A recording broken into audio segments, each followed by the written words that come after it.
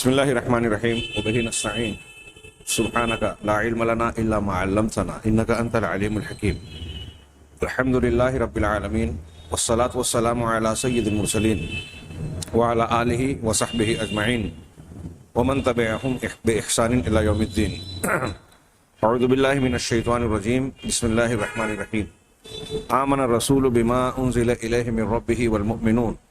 كل آمن بالله وملائكته وكتبه ورسله لا نفرق بين أحد من رسله وقالوا سمعنا وأطعنا غفرانك ربنا وإليك المصير. سامعین کرام، گفتگو جناب محمد رسول اللہ صلی اللہ علیہ وسلم کی رسالت کی صداقت پر دلیلوں سے متعلق جاری ہے۔ اس ضمن میں صحیح بخاری کی لمبی اور طویل حدیث جو ملک روم کے بادشاہ ہرقل کے لکھے گئے خط اور پھر اس ضمن میں اس کا مکہ کے مشرکین میں سے بعض کا ایک قافلے سے خطاب کرنا، ان سے چند سوالات کرنا، سوالوں کا جواب سننے کے بعد ان پر تبصرہ کرنا، یہ گفتگو جاری تھی۔ اس کو نقل کرتے ہوئے علامہ ابن ابی العز رحمہ اللہ نے شرح العقیدۃ الطحاویہ میں درمیان میں کہیں کہیں تبصرے بھی کیے۔ پچھلے درس میں ہم نے اسی سلسلے کی بات سنی جانی کہ انہوں نے ہرقل کے دو سوال اور اس کے تبصرے پر کہ میں نے تم سے سوال کیا کہ کیا نبی کریم محمد صلی اللہ علیہ وسلم اور تمہارے درمیان جنگیں ہوئی، اس کا نتیجہ کیا رہا اور کیا وہ کبھی دھوکہ دیتے ہیں؟ جواب میں جب یہ کہا گیا کہ الحرب بیننا دول، کہ یہ ہمیں ڈول کی طرح کبھی ادھر کبھی ادھر ہوتی ہے، کبھی فتح کبھی شکست، اس پر علامہ ابن ابی العز نے تبصرہ کیا کہ یہ اللہ تبارک و تعالیٰ کی سنت اور اس کا طریقہ ہے کہ وہ اپنے نیک بندوں کو کبھی آزماتا ہے، آزمائشوں اور مشقتوں میں ڈالتا ہے تاکہ ان کے ایمان کی صداقت کھل جائے، واضح ہو جائے، مزید پختگی آ جائے، کندن کی طرح وہ صاف ستھرا ہو جائے اور ان کے درجات بلند ہو جائے۔ اور اللہ کی مشیت جب ہوتی ہے تو اللہ تبارک و تعالیٰ مدد بھی کرتا ہے، لیکن یہ بات طے ہے کہ انجام ان کے حق میں ہوتا ہے۔ اس معنی اور مفہوم کو بتانے کے لیے حدیث اور دو تین آیتوں کا بھی تذکرہ کیا تھا۔ اس کے بعد علامہ ابن ابی العز نے ہرقل کے ایک اور جواب کا، آخری جواب کا تذکرہ کیا اور کہا کہ وَسَأَلْتُكُمْ عَمَّا يَأْمُرُ بِهِ، میں نے تم سے سوال کیا، ہرقل نے ابو سفیان اور اس کے ساتھیوں سے جو اس وقت مشرک تھے، ان سے کہا کہ میں نے تم سے سوال کیا، پوچھا کہ یہ محمد صلی اللہ علیہ وسلم کس بات کا حکم دیتے ہیں، ان کی تعلیمات کیا ہیں؟ تو تم نے جواب دیا، تم نے یہ بیان کیا کہ وہ یہ حکم دیتا ہے کہ اللہ تبارک و تعالیٰ کی عبادت کرو اور اس کے ساتھ کچھ بھی شرک نہ کرو، ساتھ ہی وہ نماز کا، اللہ کی عبادت کا حکم دیتے ہیں، سچ بولنے کا، سچ کا ساتھ دینے کا حکم دیتے ہیں، پاک دامنی کا حکم دیتے ہیں، صلہ رحمی یعنی رشتہ داری کو جوڑنے کا حکم دیتے ہیں۔ تم نے یہ بات بتائی۔ وَيَنْهَاكُمْ عَمَّا كَانَ يَعْبُدُ آبَاؤُكُمْ، اور تم کو ان چیزوں سے منع کرتے ہیں جس کی تمہارے آباء و اجداد عبادت کیا کرتے تھے کہ تم ان کی عبادت نہ کرو۔ یہ ذکر کر کے ہرقل نے کہا وَهَذِهِ صِفَةُ نَبِيٍّ، یہ نبی کی ہی صفت ہے، یہ تصدیق ہے۔ ہم لوگوں کا جو بیان ہے بڑے غور سے آپ ذہن و دماغ میں سن کر بٹھائیں کہ پہلے حضرت خدیجہ الکبریٰ جو اللہ کے رسول صلی اللہ علیہ وسلم کی زوجہ مطہرہ تھیں، پھر اس کے بعد جو ہے ایک بادشاہ نجاشی کی گواہی اور شہادت نقل کی، اس کے بعد ورقہ بن نوفل جو ایک جہاں دیدہ بزرگ انسان اور حق کی تلاش کرنے والے، تحقیق کرنے والی شخصیت اور عالم تھی اس وقت کے اعتبار سے، ہاں زبردست عالم، اور ساتھ ہی ساتھ اس کے بعد جو ہے یہ روم کے بادشاہ کا، جس میں اس نے 10 سے زیادہ تقریباً کم و بیش 13 سوالات کیے۔ ہر سوال کی بنیاد پر ایک نبی اور پیغمبر کے کردار کو گویا جانچا جا سکتا ہے کہ یہ سچ بول رہے ہیں یا ان کے دعوے میں کچھ کھوٹ اور جھوٹ ہو سکتا ہے۔ گویا یہ ایک معیار دیا، پوچھنے والا بھی کافر نصرانی، جواب دینے والے اس وقت کافر اور مشرک۔ ان دونوں کی باتوں کے بعد نصرانی بادشاہ جو پچھلی کتابوں کا اور آسمانی مذہب کا ماننے والا تھا، وہ انبیاء کی صفات کے بارے میں جو اس کو علم تھا، جو شعور تھا، ہاں، اور اس سلسلے میں کئی معیار کو جانتا تھا، اس معیار پر اس نے سوالات کیے اور سوالات کے جواب جاننے کے بعد ان جوابوں پر تبصرہ کر رہا ہے اور کہہ رہا ہے کہ یہ جتنی باتیں گویا بیان کی، ملک روم نے کہا کہ یہ سب سچے نبی کی علامتیں ہیں۔ آخر میں بھی ان کی آپ صلی اللہ علیہ وسلم کی تعلیمات کو جاننے کے بعد اس نے کہا ہذہ صفت نبی۔ یہاں ان کو یہ بھی اشارہ مل رہا ہے جو اس سے پہلے کئی مرتبہ بات کہی گئی کہ اگر کوئی شخص کسی بات کا دعویٰ کرتا ہے تو اس کی جانچ پڑتال اور امتحان اسی کے دعوے کے مطابق کیا جائے گا۔ ایک آدمی اگر ڈاکٹر ہونے کا دعویٰ کر رہا ہے تو اسے انجینئر کا سوال اور انجینئر کا امتحان اس سے نہیں لیا جائے گا کہ یہ انجینئر ہے یا نہیں ہے۔ ڈاکٹر ہونے کا جب دعویٰ کیا ہے تو طب سے متعلقہ امور پوچھے جائیں گے، جانچے جائیں گے۔ جب ایک آدمی نے یہ کہا کہ میں نبی ہوں تو ہرقل بادشاہ نے پچھلے انبیاء کرام علیہم الصلاۃ والسلام کی صداقت اور سچائی یا ان کے اوصاف، ان کی تعلیمات جو ہوتی تھیں اور ہوتی ہیں اور ہو سکتی ہیں فطری طور پر، ان چیزوں کو معیار بنا کر یہ سوالات کیے، اور سوالات کے جواب جاننے کے بعد جناب محمد رسول اللہ صلی اللہ علیہ وسلم کے حق میں بار بار یہ گواہی دی کہ یہ نبی کی صفت ہے۔ اس کے بعد مزید وہ کہتے ہیں، ہرقل کہتے ہیں وَقَدْ كُنْتُ أَعْلَمُ أَنَّ نَبِيًّا يُبْعَثُ، میں یہ بات تو جانتا تھا کہ ایک نبی مبعوث ہونے والے ہیں، بھیجے جانے والے ہیں۔ یہ بھی ایک گواہی ہے کہ وہ پچھلی کتابوں کی شہادت اور پیشین گوئیوں کو جان کر اس بات کا احساس و شعور رکھتا تھا کہ ایک نبی کی بعثت ہونے والی ہے۔ لیکن آگے وہ کہتے ہیں وَلَمْ أَكُنْ أَظُنُّهُ مِنْكُمْ، لیکن میں یہ نہیں سمجھتا تھا، میرا یہ خیال نہیں تھا کہ وہ نبی جو آنے والے ہیں وہ تم میں سے ہوں گے، تمہارے علاقے کے ہوں گے۔ وَلَوَدِدْتُ أَنِّي أَخْلُصَ إِلَيْهِ، اور میں یہ پسند کرتا ہوں کہ ان کی خدمت میں میں حاضر ہو جاؤں، عقیدت کے ساتھ ان کے پاس پہنچوں۔ وَلَوْلَا مَا أَنَا فِيهِ مِنَ الْمُلْكِ لَذَهَبْتُ إِلَيْهِ، اگر میں اپنی اس سلطنت اور حکمرانی کی مشغولیت میں نہیں ہوتا تو میں ان کے پاس ضرور جاتا۔ وَإِن يَكُن مَا تَقُولُ حَقًّا فَسَيَمْلِكُ مَوْضِعَ قَدَمَيَّ هَاتَيْنِ، اگر انہوں نے کہا کہ اگر تم لوگوں نے جو جواب دیے، جو باتیں کہی ہیں، اگر وہ سچ ہے، صحیح ہیں، تو یہ جو نبی ہیں محمد صلی اللہ علیہ وسلم عنقریب میرے ان دونوں پیروں کے نیچے کی جو زمین ہے، یعنی یہ علاقہ، اس پر عنقریب جو ہے وہ قابض ہو جائیں گے، ان کی حکمرانی قائم ہو جائے گی۔ کون کہہ رہا ہے؟ شاہ روم ہرقل۔ وکان المخاطب بذلک ابو سفیان بن حرب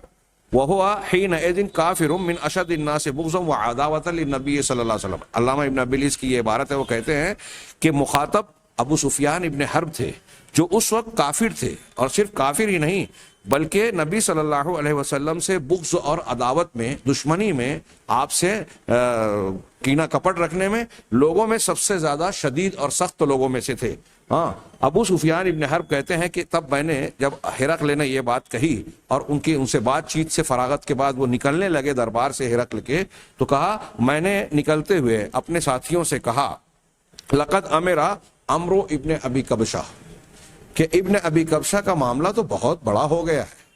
یہ ابو کبشہ اللہ کے رسول صلی اللہ علیہ وسلم کے اجداد اور ننیحال وغیرہ میں سے کسی کا نام تھا، اور ابو سفیان نے یہ نام یا یہ نسبت اس وقت گویا نبی کریم صلی اللہ علیہ وسلم کی عزت کم کرنے کے لیے، اس وقت گویا اس کے دل میں جو بغض اور عناد تھا اس وقت، اس اعتبار سے یہ تعبیر استعمال کی، اور نبی کریم صلی اللہ علیہ وسلم کو ابن ابی کبشہ کہا۔ تو ابن ابی کبشہ کا معاملہ تو بہت بڑا ہو گیا ہے۔ انہ لیعظمہ ملک بنی الاسفر، کہ بنو اسفر کا بادشاہ بھی اس کی تعظیم کر رہا ہے، ان کی عزت کر رہا ہے، اس کو بہت بڑا سمجھ رہا ہے۔ وما زلت موقنا بان امر النبی صلی اللہ علیہ وسلم سیظہر، اس کے بعد میں برابر اس بات پر یقین رکھتا تھا کہ نبی صلی اللہ علیہ وسلم کا معاملہ غالب آ کر رہے گا، غلبہ پائے گا۔ حتی ادخل اللہ علیہ الاسلام وانا کارہ، یہاں تک کہ اللہ نے مجھ پر اسلام کو داخل کر دیا جبکہ میں ناپسند کرنے والا تھا۔ یہ ابو سفیان، ہمارے ہاں روافض، شیعہ اور ان کے اعلی کار، ان سے متاثرین جو ہیں، اس گھرانے کو، حضرت ابو سفیان اور امیر معاویہ رضی اللہ تعالیٰ عنہ کو نشانہ بنا کر صحابہ کرام کو بغض و عناد کا، طعن و تشنیع کا نشانہ بنانے کے لیے ایک ذریعہ بناتے ہیں، اور اس قسم کی تعبیرات کو کہ دیکھیے خود کہہ رہے ہیں انا کار، یہ ان کی ایمانداری ہے، ہاں ان کی سچائی ہے کہ وہ اپنی حقیقی کیفیت کا اظہار کر رہے ہیں۔ اس وقت جب داخل ہوا تو میرے دل میں یہ کراہت کا پہلو موجود تھا، لیکن بعد میں یہ لوگ سچے مسلمان ہوئے، جیسا کہ نبی کریم صلی اللہ علیہ وسلم کے روایات اور بات کے ثبوتوں سے یہ بات معلوم ہوتی ہے۔ یہ ہرقل کی روایت اور اس میں موجود سوال جواب اور پھر خود شاہ روم کے ان سوال و جواب پر تبصرہ کرنا نبی کریم صلی اللہ علیہ وسلم کے لیے صرف ایک ایک دلیلیں نہیں ہیں، بلکہ دلیل کی ایک ایک قسمیں، کسی نبی کی نبوت کے دعوے کو پرکھنے کا معیار ہمیں ملتا ہے کہ کن کن بنیادوں پر ہم نبی کی نبوت کے معیار کو جانچ سکتے ہیں۔ دنیا جناب محمد رسول اللہ صلی اللہ علیہ وسلم کو سچ اور جھوٹ، نبوت کو جانچنے کے جتنے بھی معیار ہو سکتے ہیں، حق اور باطل کو پرکھنے اور الگ کرنے کا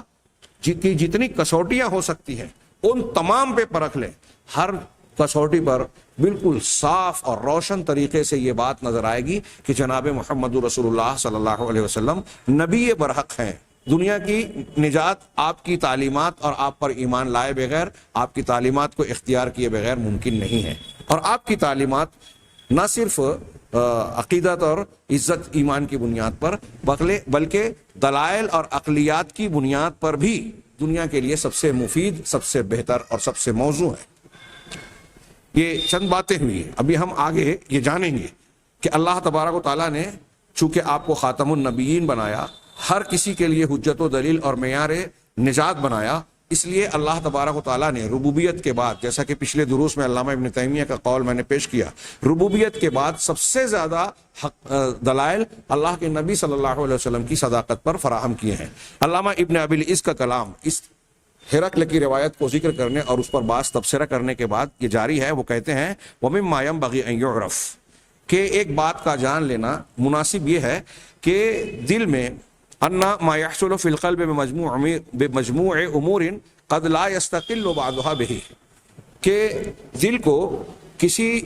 کئی معاملے کے مجموعے سے جو علم، یقین اور نتیجہ حاصل ہوتا ہے وہ ایسا نہیں ہوتا کہ اس مجموعے کے بعض حصوں سے حاصل ہو سکے۔ ہاں، جیسے مثال کے طور پہ آسودگی ہے، ہاں سیرابی ہے، شکر اور غم ہے، ہاں شکر ہے، خوشی ہے، غم ہے، یہ ساری باتیں کسی انسان کے اندر اکٹھا ہو، ہاں یہ امور مجتمع اکٹھا طور پر ان امور سے ایک انسان کی جو کیفیت اور جو دل کو جو چیز حاصل ہوتی ہے وہ ان میں سے بعض چیزوں کے ذریعے سے حاصل نہیں ہو سکتا، بعض چیزوں سے بعض باتیں ہی حاصل ہو گئی۔ ایسے ہی مختلف چیزوں اور حقائق کے سلسلے میں خبروں کا معاملہ ہے کہ کوئی بات صحیح ہے یا غلط، اس کے جاننے میں جیسا کہ اس سے پہلے بھی انہوں نے کہا اور یہاں بھی کہہ رہے ہیں کہ اس لیے کہ خبر واحد اگر ایک آدمی کی خبر ہے، اس سے دل کو ایک قسم کا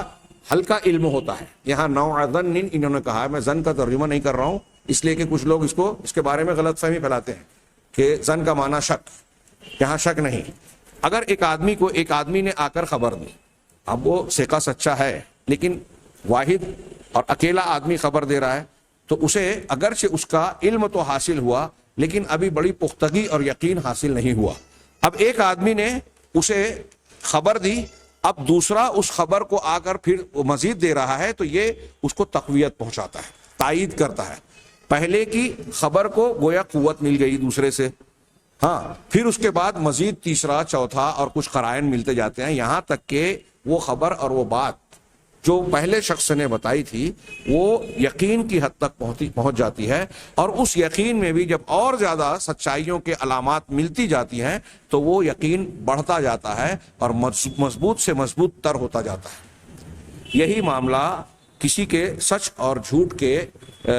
دلائل کے سلسلے میں ہوتا ہے، اور خاص طور سے کسی نبی کے دعوے کے سلسلے میں، سچے نبی کے سلسلے میں یہی معاملہ ہوتا ہے کہ آپ کو اگر آپ تحقیق کرتے جائیں، ان کے سچائی کی دلیلوں کو کھنگالتے جائیں، تو جیسے جیسے آپ کو دلیل اور مزید دلیل پھر مزید دلیل ملتی جائے گی، آپ کے ایمان، یقین اور اعتماد میں پختگی اور پختگی سے زیادہ پختگی پیدا ہوتی جائے گی، ایمان اور یقین بلند سے بلند تر ہوتا جائے گا۔ چنانچہ وہ کہتے ہیں کہ اسی طریقے سے آپ نبی کی نبوت کی سچائی پر اگر غور کرتے جائیں گے تو آپ کے یقین میں، ایمان میں اضافہ ہوتا جائے گا، اس لیے کہ سچے نبی کی سچائی کے سلسلے میں اللہ تبارک و تعالیٰ نے بہت ساری دلیلیں بکھیر رکھی ہیں، اور خاص طور سے جناب محمد رسول اللہ صلی اللہ علیہ وسلم کی نبوت کے دلائل کو اللہ تعالیٰ نے بہت زیادہ فراہم کیے ہیں، اور یہ روز بروز دن گزرنے کے ساتھ ساتھ بڑھ بھی رہے ہیں۔ صحابہ کرام کے زمانے میں اللہ کے نبی صلی اللہ علیہ وسلم کے سچے رسول، قرآن کے آسمانی کتاب ہونے کی جو دلیلیں تھیں، آج ان میں بہت ساری ہزاروں لاکھوں دلیلوں کا اضافہ ہو چکا ہے۔ جیسے جیسے انسان نے تحقیقات کی، قرآن اور رسول اللہ صلی اللہ علیہ وسلم نے جو پیشین گوئیاں کی تھیں، ان پیشین گوئیوں کا وقوع ہوتا رہا، جیسے جیسے ان کی بتائی ہوئی باتیں سامنے آتی گئی، دلیلیں بڑھتی چلی گئی۔ ایسی اور بھی بہت ساری چیزوں پر کہا جا سکتا ہے۔ چنانچہ آگے علامہ ابن ابی العز کہتے ہیں کہ ایک بات اور یہ بھی ہے کہ اللہ سبحانہ و تعالی نے دنیا کے اندر ایسے آثار باقی رکھے ہیں، آثار قدیمہ اور نشانات، تاریخ کے نشانات،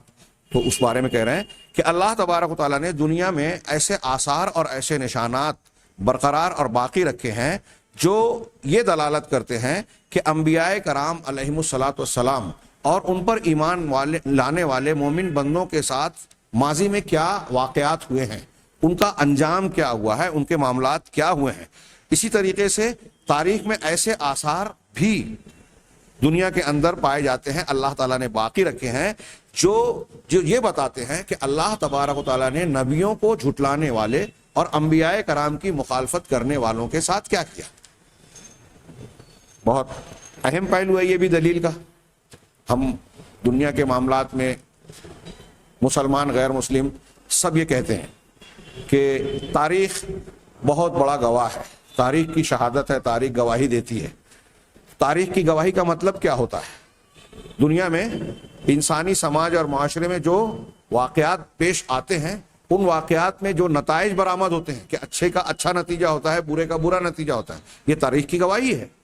بہت سارے واقعات اس کی شہادت دیتے ہیں۔ تو اسی تاریخ کی گواہی میں انبیاء کرام علیہم الصلاۃ والسلام کی سچائی اور جھوٹ ہونے کی گواہیاں بھی موجود ہیں، اور اللہ تبارک و تعالیٰ نے گزشتہ اقوام اور ان کے انبیاء کرام علیہم الصلاۃ والسلام کے تعلق سے جو سرگزشتیں وارداتیں وقوع پذیر ہوئی ہیں، ان کے بہت سارے آثار کو دنیا میں آج بھی قائم اور زندہ رکھا ہے، علم کی شکل میں، بعض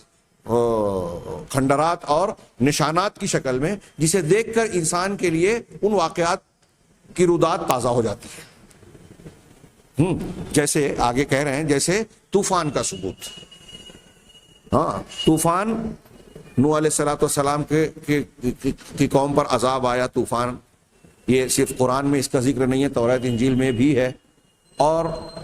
آج کی جدید تحقیقات جہاں درختوں کی اور لاشوں کی عمر، وہ ڈیٹا کاربو آکسائڈ یا جو کہتے ہیں، اس کے مطالعے سے معلوم پڑ جاتا ہے کہ کوئی خون یا کوئی لاش کتنے سالوں کی ہے۔ ایک درخت سے آکسیجن اور کاربن ڈائی آکسائڈ کے اخراج کی یہ مقدار ہوتی ہے، ایک درخت میں اتنا کاربن ڈائی آکسائڈ کا مادہ یا فلاں چیز ہوتی ہے، اگر اس میں اتنا کم ہے اور اتنا موجود ہے تو اس کو کتنا سال گزرا۔ اس قسم کی سائنسی تحقیقات سے بہت ساری چیزوں کے بارے میں عمر کا معلوم کرنا اور حقائق کا جاننا آسان ہو گیا ہے۔ تو ایسی شکلوں میں بہت سارے آثار اور چیزیں ایسی ہیں جو بتاتی ہیں کہ واقعی ایک مرتبہ دنیا میں بہت بڑا طوفان آیا تھا۔ بلکہ بعض لوگ بائبل کے اس ریڈلز آف بائبل، ایک پروگرام چلا تھا ٹی وی چینل پہ کہ بائبل کی پہلیاں، تو اس میں کچھ چیزوں پر تعجب کا اظہار کیا کہ بائبل کہتا ہے کہ نوح علیہ الصلوۃ والسلام کے زمانے میں ایسا طوفان یا سیلاب آیا تھا کہ پوری دنیا کا سارا حصہ ڈوب گیا، لیکن ایسے آثار نہیں ملتے کہ پوری دنیا کبھی ڈوبی ہو۔ یہ ان کا کہنا ہے۔ اگر یہ ان کا کہنا ہے، ان کو نہ معلوم ہو، اور قرآن حدیث سے اگر یہ بات ثابت ہو جائے کہ پوری دنیا ڈوبی تھی، تو ہمارے لیے ان کی تحقیق کوئی معنی نہیں رکھتی۔ لیکن ایک پہلو یہ بھی ہے کہ جو پوری دنیا کا ڈوبنے کا ذکر کیا گیا ہے، اس وقت جو آباد دنیا تھی، جن کے اوپر اللہ تبارک و تعالیٰ نے عذاب نازل کیا تھا، ان تمام کو تباہ کر دینا صرف کشتی میں سوار نوح علیہ الصلوۃ والسلام اور ان پر ایمان لانے والے چند لوگوں کو بچانا مقصود تھا۔ تو وہ جس کشتی پر سوار تھے، زندہ افراد بس اتنے ہی تھے، انہی کے بعد نسل چلی، ان کی طرف ہی نسبت کی جاتی ہے بعد کی اقوام کی۔ تو گویا یہ بھی ممکن ہے کہ معنی یہ ہو کہ اس وقت انسانی آبادی سے معمور جتنا علاقہ تھا اور اس سے متصل اطراف کا حصہ وہ سارے کے سارے زیر آب اور زیر سیلاب کی زد میں آئے ہوں، ممکن ہے۔ تو وہ توجیہ جو بھی ہو، لیکن ایک بڑے سیلاب کے آثار بہرحال مانے جاتے ہیں۔ اور جن علاقوں کا جیسے جودی پہاڑ اور اس سے تذکرہ اس سلسلے میں ملتا ہے، ان علاقوں میں بھی ایسی آثار سائنسی طور سے مانے گئے، پائے گئے، جس کی وجہ سے لوگ قبول کرتے ہیں کہ یہاں کبھی سیلاب آیا ہوگا۔ بعض بستیاں جو دفن کی گئیں، دھسا دی گئیں، ان کے آثار اور نقوش بھی مختلف کھدائیوں میں منکشف ہوئے۔ اسی طرح فرعون اور اس کے لشکریوں کا ڈبویا جانا، غرقاب ہونا، ان کو ڈبویا گیا، ڈوبنے کا عذاب دیا گیا۔ فرعون کی لاش کو دریا نے باہر پھینک دیا، اور قرآن نے یہ بات بھی کہی کہ یہ اس لیے اس کی لاش کو اللہ نے باہر رکھ دیا کہ وہ بعد والوں کے لیے نشانی بن جائے، نقال بن جائے، عبرت کا سامان بن جائے۔ آج بھی ممیز کے بیچ میں موسیٰ علیہ السلام کے مقابل والا فرعون ایک لاش بن کر دنیا کے لیے سامان عبرت بنا ہوا ہے کہ یہ وہ شخص تھا جس نے دعویٰ کیا تھا انا ربکم الاعلی، میں تمہارا رب اعلی ہوں۔ آج بے حس و حرکت، بے جان لاش بن کر پڑا ہوا ہے، اور اس وقت جو اس کے احکامات کی بنیاد پر اس کی سلطنت میں سارے کاروبار چلتے تھے، آج اس کا کوئی زور، کوئی طاقت، کوئی حیثیت باقی نہیں رہی۔ یہ دنیا اپنی آنکھوں سے دیکھ رہی ہے۔ ہاں، کچھ لوگ کہتے ہیں کہ دیگر ممیز کی طرح وہ بھی محنت ہے، مسالے وغیرہ لگائے گئے، لیکن بعض لوگوں نے کہا، اور مجھے ایسا لگتا ہے کہ ایسا ہونا چاہیے، کہ وہ محنت نہ ہو۔ اللہ تبارک و تعالیٰ نے اسے نشان عبرت بنایا، تو گویا اللہ تبارک و تعالیٰ نے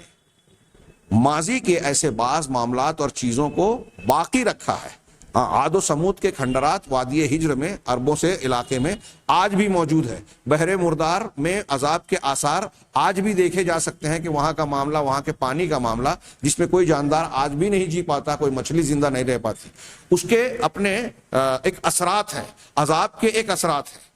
تو وہی یہ بات کہہ رہے ہیں علامہ ابن ابی العز۔ یہ تو میں کھنڈرات کی شکل میں، لاش کی شکل میں، یا مادی اعتبار سے کچھ چیزوں کا تذکرہ کر رہا ہوں۔ علمی اعتبار سے تو ایسے نشانات اور ایسے واقعات تاریخ کے صفحات میں محفوظ اور موجود ہیں۔ چنانچہ یہ کہہ رہے ہیں کہ طوفان کا ثبوت،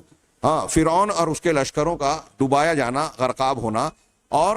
جب اللہ تبارک و تعالیٰ نے اسی لیے سورۃ الشعراء میں ایک نبی کے بعد دوسرے نبی کا تذکرہ کیا، ان کے واقعات اور قصے بیان کیے، جیسے موسیٰ، ابراہیم، نوح اور ان کے بعد کہ انبیاء کرام علیہم الصلاۃ والسلام، ان سب کا جب ذکر کیا سورہ شعراء میں اللہ تبارک و تعالیٰ نے، تو ہر قصے کے اخیر میں اللہ نے ایک بات کہی، ان فی ذلک لآیہ وما کان اکثرهم مؤمنین، یقیناً اس میں آیت ہے،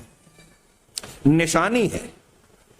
اس واقعے میں جو اللہ تبارک و تعالیٰ نے بیان فرمایا، اب قرآن کا بیان تو بالکل صاف ستھرا، منقع اور اعتماد و یقین کے اعلیٰ ترین مقام پر اللہ کا کلام ہے۔ ان کی تائید گزشتہ نوشتوں سے بھی ہوتی ہے، پچھلے نوشتوں سے بھی، توریت اور انجیل سے بھی۔ ان میں سے بعض واقعات ویدوں میں بھی پائے جاتے ہیں۔ وید کے بارے میں تحقیق یہ ہے کہ یہ آسمانی کتاب نہیں ہے، الہامی کتاب نہیں ہے۔ پرانے لوگوں نے جو دعویٰ کیا، مولانا ثناء اللہ امرتسری رحمہ اللہ اور بعض دیگر علماء نے آریہ سماجیوں اور ہندو عالموں سے اس بات پر تحریری اور زبانی مناظرے بھی کیے ہیں کہ خود ویدوں سے یہ ثابت ہوتا ہے کہ وید آسمانی الہامی کتاب نہیں ہے۔ 4 بنیادی وید، اور اس میں بھی جو ہے رگ وید کو بنیاد ماننا، اور پھر اس سے دوسرے ویدوں کا متعلق ہونا، پھر اس کے بعد ویدوں میں، جیسا کہ خود ہندو تاریخ میں یہ بات ثابت ہے کہ بعد کے زمانوں میں ان کے مضامین میں اضافہ ہوتا گیا۔ ویدوں کی تشریحی کتابیں جو پران ہیں، ویدانت ہیں، اور اس سے متعلقہ دیگر کتب ہیں، وہ بعد کے زمانوں میں لکھی گئی، اور ان زمانوں میں لکھی گئی یا وید کے جو 4 حصے بنائے گئے، اس میں ارنیکا اور کیا کیا ہے، تو اس میں بہت سارے حصے ایسے ہیں جو جنگلوں بیابانوں میں بسنے والے پنڈتوں نے، ہندو علماء نے، راہبوں نے، سادھوؤں نے اپنے تجربات، مشاہدات اور واردات کے مختلف فلسفوں کی شکل میں، دواؤں کے نسخے کی شکل میں، جو آیوروید آج وید کا جو دوا اور علاج کا طریقہ ہے، کہتے ہیں اسی وید کی بنیاد پر۔ اور یہ وید میں کہاں سے آیا؟ ان سناسیوں، سادھوؤں، پنڈتوں نے جو حکمت طب کے باتیں جانی، تجربات کیے، جنگل بیابانوں میں رہتے ہوئے بہت ساری چیزیں جانچیں، پرکھیں، اس کو انہوں نے وید میں درج کر دیا۔ تو یہ بات واضح ہے کہ وید کی بہت سارے حصے یا اس کی تشریحات بعد میں لکھی گئیں. اسی کی بنیاد پر شیخ ضیاء الرحمن اعظمی رحمہ اللہ نے یہ بات کی جو میں نے اس سے پہلے تذکرہ کیا کہ ویدوں میں جو جناب محمد رسول اللہ صلی اللہ علیہ وسلم کی ذات سے متعلق پیشین گوئیاں ہیں تو کچھ لوگ ایسی غلط فہمی کا شکار ہو جاتے ہیں کہ یہ آسمانی کتاب ہوگی اور کسی نبی پر آئی رہی ہوگی اور انہوں نے اللہ کے نبی صلی اللہ علیہ وسلم کے متعلق خبریں جو دی وہ وید میں موجود ہیں. لیکن انہوں نے یہ تحقیق پیش کی کہ اس کا تو ثبوت نہیں ہے کہ یہ آسمانی کتاب ہے یا الہامی کتاب ہے. ہاں اللہ کے نبی صلی اللہ علیہ وسلم سے متعلق جو پیشین گوئیاں واقعی سچ موجود ہیں تو اس کی ایک وجہ ایک توجیہ تاریخی اعتبار سے انہوں نے یہ کی کہ ایسا ہو سکتا ہے کہ اس وقت ہندو سنیاسی اور جو سادھو سنت تھے ان کی آمد و رفت آریاؤں کی جو جن علاقوں سے تھی وہاں گزشتہ انبیاء کرام علیہ الصلوۃ والسلام کے ماننے والے اور ان پر ایمان رکھنے والی بعض قومیں بستی تھی. عاشوری قومیں اور دوسری جو انبیاء کرام پر ایمان رکھتی تھی, حضرت ابراہیم علیہ الصلوۃ والسلام کو مانتی تھی اور ان کے بعد کے انبیاء کو مانتی تھی. ان لوگوں سے ان برہمنوں آریاؤں کا میل جول ہوا, آمد و رفت میں تعلق اور ساتھ ہوا. تو ممکن ہے کہ اس درمیان انبیاء کرام پر ایمان رکھنے والے لوگوں سے ان کے نبیوں سے حاصل کی ہوئی بہت ساری تعلیمات ان کو ملی ہو اور اسی بنیاد پر کچھ چیزیں جو ہے انہوں نے نبی کریم صلی اللہ علیہ وسلم سے متعلق حاصل کی ہو. دوسری بات جیسا کہ علامہ ابن ابی العز نے بھی بیان کیا کہ تاریخ کے مقابلے میں جب یہ واقعات رونما ہوئے, آل فرعون کا غرق ہو جانا, نوح علیہ الصلوۃ والسلام اور ان کی قوم کا جو واقعہ ہوا وہ واقعہ جب پیش آیا تو ظاہر سی بات ہے کہ جو لوگ زندہ تھے اب وہ اپنی اگلی نسلوں کو وہ چیزیں بیان کرتے تھے, پھر وہ سلسلہ در سلسلہ ایک نسل سے دوسری نسل میں بیان ہوتا رہا. تو ایسے بڑے بڑے واقعات اور قصے لوگوں میں عام طور سے روایت کیے جاتے رہے, بیان کیے جاتے رہے, اس لیے لوگوں میں شہرت رہی, ان واقعات کو جانتے رہے لوگ, یہ بالکل مخفی نہیں ہو سکے اور اللہ تبارک و تعالیٰ نے اس کو زندہ رکھا. اور بعد میں آنے والے انبیاء نے اپنی اپنی قوموں کو مختلف موقعوں پہ پچھلی قوموں کا حوالہ بھی دیا. حضرت عیسیٰ علیہ الصلوۃ والسلام نے بنی اسرائیل سے خطاب کر کے کئی مقامات پر موسیٰ علیہ الصلوۃ والسلام اور ان سے پہلے کے واقعات کہ تم نے جب اس وقت تھے تو یہ معاملہ کیا تھا, تب تمہارا معاملہ کیا تھا, تو پچھلے واقعات کا تذکرہ کیا. حضرت موسیٰ علیہ الصلوۃ والسلام نے اس کا ذکر کیا. عیسیٰ علیہ الصلوۃ والسلام نے بتایا کہ تم اس سے پہلے یوسف علیہ الصلوۃ والسلام کے ساتھ کیا کر چکے ہو. یہ بیانات توریت, انجیل اور قرآن مجید میں اس طرح کے موجود ہیں کہ ایک نبی نے پچھلے نبی اور ان کی قوم اور امت کو بطور حوالہ اور واضح نصیحت اور عبرت کے طور پر ان کے واقعات کو پیش کیا. تو یہ کہنا یہ چاہ رہے ہیں کہ اللہ تبارک و تعالیٰ نے بھی جب قرآن مجید میں واقعات بیان کیے انبیاء کے تو ہر واقعے کے بعد کہا کہ اس میں لوگوں کے لیے ان فی ذلک لآیہ, اس میں یقیناً آیت ہے, نشانی ہے. لیکن اکثر لوگ مانتے نہیں ہیں. وما کان اکثرهم مؤمنین, لیکن اکثر لوگ ماننے والے نہیں ہیں, یقین کرنے والے نہیں ہیں. وَإِنَّ رَبَّكَ لَهُوَ الْعَزِيزُ الرَّحِيمُ, اور یقیناً تمہارا پروردگار وہی غلبے والا اور رحمت و مہربانی والا ہے. تو انبیاء کرام علیہ الصلوۃ والسلام کے واقعے میں نشانی ہے. یہ واقعات اور ان کے اثرات, ان کی روایات دنیا کے اندر موجود تھی, لوگ جانتے تھے, تبھی تو یہ نشانی ہے, تبھی تو یہ دلیل کا کام کر رہی ہے. اور خود قرآن اسے بیان کر رہا ہے, بیان کرنے کے بعد کہہ رہا ہے اسے پڑھو, جانو, اس میں نشانی ہے.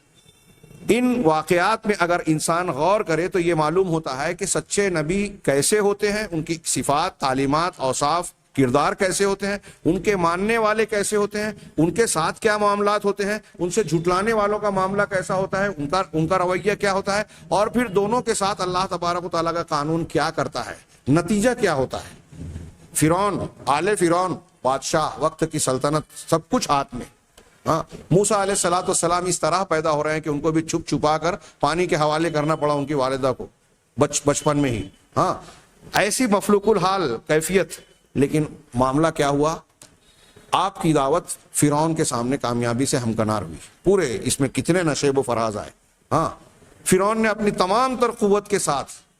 حضرت موسیٰ علیہ الصلوۃ والسلام اور بنی اسرائیل کو نیست و نابود کر دینے کا تہیہ کر لیا. پورا لشکر لاؤ لشکر لے کر نکل پڑا. لیکن جو موسیٰ علیہ السلام اور بنی اسرائیل اس وقت بالکل مقابلے کی کیفیت میں, پوزیشن میں نہیں تھے, کوئی طاقت قوت اور مقابلے کا معاملہ ہی نہیں تھا, ایسے بے یار و مددگار قسم کی ظاہری طور پر جو شکل بنتی تھی, بنی اسرائیل کو اللہ تبارک و تعالیٰ نے جو ہے نجات دی, ان کو پار لگا دیا دریا کے. اور فرعون اپنی تمام تر قوت اور جبروت کے ساتھ لشکر لاؤ لشکر اور ہتھیار کے ساتھ ڈوب گیا۔ کیا یہ معمولی بات ہے؟ تاریخ کی چھوٹی موٹی گواہی ہے۔ ایک سچے نبی کا معاملہ کیا ہوا، اور ان کے ساتھ بالآخر بظاہر زندگی کے مراحل میں لوگ یہ دیکھ سکتے ہیں کہ پہلے نظر آئے کہ فرعون کے پاس طاقت ہے، بادشاہ ہے، موسیٰ کے پاس کیا ہے؟ جیسے آج ہمارے یہاں کچھ لوگوں کا یہی معیار ہوتا ہے نا کہ غریب ہے، کمزور ہے، ایک عالم دین ایک بات کہہ رہے ہیں، ارے ان کو دنیا کی سمجھ نہیں ہے، ان کو سیاست نہیں آتی، حکمرانی کے آداب سے وہ کیا واقف ہو جانے، ہاں چالاک تو وہ لوگ کہلاتے ہیں جو دھوکہ دیتے ہیں، ہاں مفادات کو حاصل کرنے کا موجودہ دور میں سیاسی آرٹ جانتے ہیں، وہ چالاک ہے، ہاں دھوکہ دینے والے، جھوٹ بولنے والے، ہاں حلال حرام کی تمیز کیے بغیر دولت سمیٹنے والے، یہ چالاک ہیں۔ اور جو نیک ہے، سچا ہے، لیکن ظاہری طور پر کمزور ہے تو لوگوں کے نزدیک وہ بے وقوف ہے۔ یہ لوگوں کی حماقت اور بے وقوفی ہے۔ تاریخ کی گواہی دیکھیں تو معلوم ہوگا کہ دنیاوی اعتبار سے کوئی باطل پرست غلط انسان کتنا بھی ترقی کر لے، پنپ جائے، اسے بالآخر سرنے کو ہونا ہے۔ اور نیک اور سچا انسان بظاہر کتنا بھی آپ کو پھٹے حال اور کمزور نظر آ رہا ہے، آخر میں اللہ تعالیٰ کا مقبول وہی ہوتا ہے، عزت اسی کو ملتی ہے مرنے کے بعد۔ آج کی تاریخ میں کتنے لوگ ہیں دنیا میں جو ابو جہل کی تعریف کرتے ہو؟ کوئی ایک آدمی ملے گا؟ نبی کریم صلی اللہ علیہ وسلم کا معاملہ دیکھیے، اللہ نے کہا وَرَفَعْنَا لَكَ ذِكْرَكَ، ہم نے آپ کے ذکر کو بلند کیا۔ فرعون اور حامان کا نام ضرور ہے، لیکن کس اعتبار سے؟ لوگ ان پر لعنت بھیجتے ہیں، ان سے نفرت کرتے ہیں، کوئی ان کے پسندیدگی کا مظاہرہ کر سکتا ہے یا کرتا ہے؟ تو اب فرعون کا کردار اور موسیٰ کا کردار آج دنیا میں زندہ ہے، کس اعتبار سے؟ کہ یہ سچے نبی اور یہ سچائی کا دشمن، ہاں ربوبیت اور الوہیت کو ماننے سے انکار کرنے والا، توحید کا انکار کرنے والا، نبوت کا انکار کرنے والا، دونوں کا کردار، فرعون اور موسیٰ کا کردار سامنے ہے۔ یہ ہمارے لیے اللہ تعالیٰ نے زندہ رکھا ہے کہ اس میں دیکھ کر عبرت پکڑو کہ سچا نبی کیسا ہوتا ہے، اس کا انجام کیا ہوتا ہے، جھوٹوں کا معاملہ کیا ہوتا ہے اور انجام کیا ہوتا ہے۔ اب آپ یہی چیز جناب محمد رسول اللہ صلی اللہ علیہ وسلم پر دیکھیں کہ پچھلے سچے نبیوں کا معاملہ کیا تھا، ان کے مخالفین کا معاملہ کیا تھا، مومنوں کا معاملہ کیا تھا، کفار کا معاملہ کیا تھا۔ جناب محمد رسول اللہ صلی اللہ علیہ وسلم اور آپ کے صحابہ، آپ پر ایمان لانے والوں کے معاملات کیا ہوئے اور آپ کی مخالفت کرنے والوں کے معاملات کیا ہوئے، اس پر آپ غور کرتے جائیں تو ہر پچھلے واقعے سے آپ کو ایک معیار، ایک سبق، ایک روشنی ملے گی، جس کی نظر میں جب آپ دیکھیں گے تو آپ کو دکھائی دے گا کہ جناب محمد رسول اللہ صلی اللہ علیہ وسلم سچے رسول ہیں۔ آگے علامہ ابن ابی العز کہتے ہیں کہ وبالجملہ، حاصل کلام یہ کہ اس بات کا علم کہ زمین میں، دنیا میں کوئی ایسا انسان ہو جو یہ کہتا ہو کہ وہ اللہ کا رسول ہے اور یہ دعوت دیتا ہو کہ قومیں اس کی اتباع کریں، ہاں یہ معاف کیجئے ترجمے میں تھوڑی سی غلطی ہو گئی، کہ اس بات کا علم کہ زمین میں جو بھی شخص اس طرح رہا ہو کہ وہ دعویٰ کرتا رہا ہو کہ وہ اللہ کا رسول ہے، اور کچھ لوگوں نے اس کی اتباع کی اور کچھ لوگوں نے اس کی مخالفت کی، تو نتیجہ کیا رہا کہ اللہ تبارک و تعالیٰ نے رسولوں اور ان پر ایمان لانے والوں کی مدد کی، اور نتیجے اور انجام کو انہی کے حق میں بنایا، اور ان کے دشمنوں کو سزا دی، ان کا انجام برا کیا۔ عموماً ہمیشہ یہی ہوتا رہا۔ ہوا من اظہر العلوم المتواترہ واجلاھا، یہ بات کہ دنیا میں جو سچا نبی آیا، نبوت کی دعوے اور دلیلیں پیش کی، کچھ لوگوں نے مانا، کچھ لوگوں نے مخالفت کی، تو نتیجہ کیا رہا؟ نبیوں اور ان کے ماننے والوں کا اچھا انجام ہوا، ان کا اچھا نام اور عزت ہوئی، اور مخالفین کا برا انجام ہوا، اور عموماً ان پر اللہ کا عذاب اور سزائیں نازل ہوئی۔ یہ کہہ رہے ہیں کہ یہ بات جو ہے، یہ علوم متواترہ میں سب سے زیادہ ظاہر، واضح، بین اور کھلا ہوا علم ہے، کہ انتہائی تاریخ کے اسباق میں سے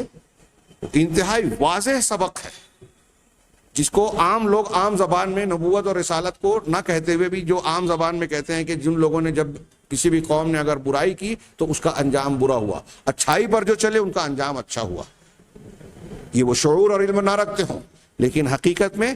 حق اور باطل کی انہی لڑائیوں کا نتیجہ یہ لوگ بیان کرتے ہیں، جو عام طور سے انبیاء کرام علیہ الصلوۃ والسلام کے متبعین اور ان کے مخالفین کے درمیان ہوتا رہا۔ اور کہہ رہے ہیں علامہ ابن ابی العز کہ یہ انتہائی متواتر اور واضح علوم میں سے ہے، اور ان امور کا، ان خبروں کا، ان امور کی خبروں کا نقل کرنا، ہاں یہ دنیا میں دیگر بادشاہوں جیسے فارس اور ایران کے بادشاہوں، طب کے علماء ہوں جیسے بقرات، سقراط، جالینوس، بطلیموس، افلاطون، ارسطو اور ان کے متبعین، ان کی باتیں آج بھی دنیا کے لوگوں تک منقول ہیں، لوگوں نے روایت کی ہے، نقل کی ہے۔ تو جس طریقے سے طب کے علماء اور دیگر بادشاہ کے نوشیروان ایسا تھا، فلاں بادشاہ ایسا تھا، ڈھما بادشاہ ایسا تھا، ان کی تاریخ ملوک، بادشاہوں کی تاریخ کو جو لوگوں نے نقل کیا، اطباء کی باتوں کو جو لوگوں نے نقل کیا، ان کے نسخوں کو جو نقل کیا، اور آج ہمارے درمیان وہ چیزیں پائی جاتی ہیں، ان کے مقابلے میں انبیاء کرام علیہم الصلوۃ والسلام کے واقعات اور ان کے قصوں کو، ان کی واردات کو، سرگزشتوں کو زیادہ قوی انداز میں اور تواتر کے ساتھ لوگوں نے ایک نسل سے دوسری نسل تک پہنچایا ہے۔ یہ اللہ تبارک و تعالیٰ کا گویا انتظام بھی تھا، اور ان اسباق کو مختلف ذریعوں سے اللہ تبارک و تعالیٰ نے لوگوں کے درمیان نسلاً بعد نسلیں زندہ رکھا، اس کی روایت کو قائم رکھا، تاکہ یہ واقعات لوگوں کے لیے درس عبرت بنتے رہیں، رہنمائی کا ذریعہ اور سبب بنتے رہیں۔ ان کی روشنی میں لوگ سچائی کے راستے کو پرکھ سکے، جانچ سکے اور معلوم کر کے اس کو اختیار کر سکے۔ چنانچہ یہ کہہ رہے ہیں کہ دنیا کی دیگر، یہ بڑی اچھی پیاری بات کہی کہ آج ہمارے پاس ایسی بہت ساری چیزیں مروی ہیں جو ماضی کی ہم جانتے ہیں۔ یونانی طب کے نام سے جو ہے ایک مستقل طب ہے، اگرچہ بعد میں اس میں بڑی ترقیات دی گئی مسلم دور میں، لیکن اس کی بنیاد یونان کے بڑے بڑے اطباء جو گزرے ہیں ان سے منقول ہے۔ کہاں سے نقل کی گئی؟ ان کی کتابوں سے، نقل کردہ باتوں سے۔